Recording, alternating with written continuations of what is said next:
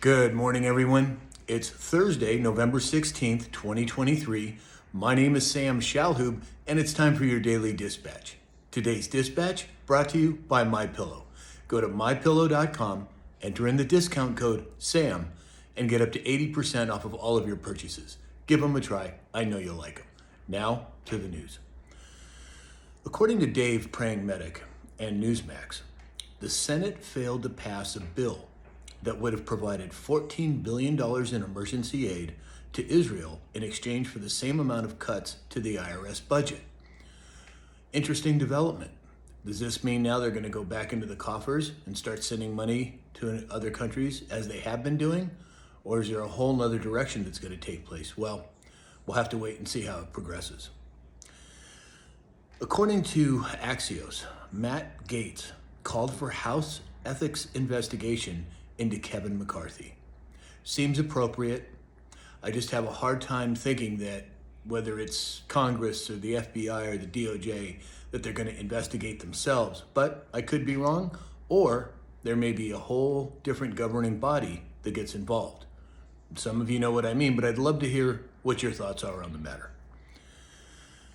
According to Watcher Guru, gold prices are forecasted to rise 50% in 2024 and to reach $3,000 an ounce.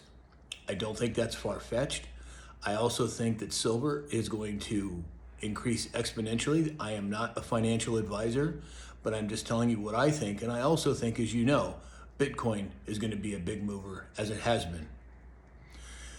According to Steve Bannon's War Room, Biden's migrant crisis will cost taxpayers $451 billion a year.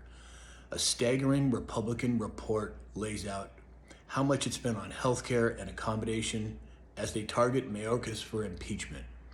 $500 billion? Unsustainable. As I've said before, is there another plot going on in the background? Are there certain non-governmental agencies that are being targeted for bankruptcy? Well, and I think you know who they are, or who it is. But again, we'll have to wait and see how it plays out.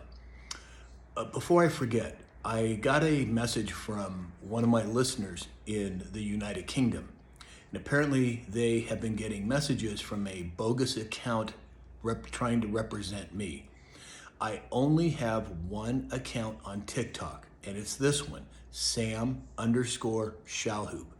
Anything else is fake, and I know that there are tens of thousands of followers on those fake accounts, and I get messages from you guys all the time. I'm sorry that this has happened, but I will never reach out to have you invest in some kind of company or service or any of that. Anything I have to say will be on the videos. So please disregard them, and thank you to this gentleman in the United Kingdom for notifying me. He also took some action, which is great. So again, Sam_Shalhoub. Okay, so back to the news. The FCC just voted to take control of the internet. I believe this was on Tuesday, or possibly yesterday. They have now extensive internet control. There have been multiple personalities talking about this. Well, it looks like it did go through. This is not good. But I want to remind you, there are over 5,000 Starlink satellites in the air now. We've talked many times about the monetary switch coming. Is there an information switch coming? Well, it sure looks like that to me. And in addition to that, according to Yahoo Finance, Musk's Starlink secured a $90 million contract to offer free internet in Mexico. I don't believe this to be coincidental. I believe there's many more things going on behind the scenes that we're not aware of, and this could be very well one of them. We've talked a lot about Iceland and the number of earthquakes that took place there, how many other countries. But now more than a dozen volcanoes are erupting at the same time worldwide. Now, there's a lot of different theories out there. Some have to do with underground passages, which I tend to think is probably true. Are they connected to the volcanoes? Well, I don't know for sure, but I find it interesting that that's happening at the same time. Representative Clay Higgins claims to have intel that the FBI bust agents disguised as Trump supporters to the Capitol on January 6th.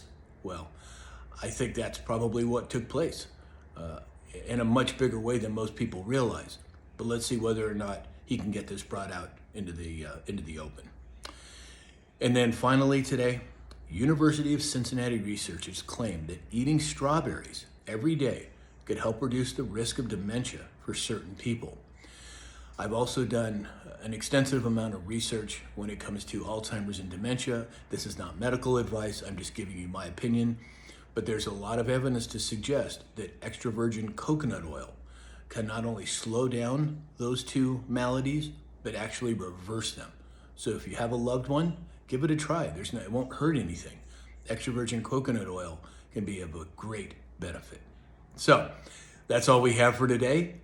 Go to my store, that's mystore.com, enter in the discount code SAM, and get up to 80% off of all of your purchases. Please like, share, follow, and subscribe. And as you know, I would encourage you to register on my Rumble channel, rumble.com/Sam Shalhoub, or my website, samshalhoub.com. I will be doing some new interviews, and they will be up on my website. And in the meantime, I hope you have a great day, and we'll talk again soon.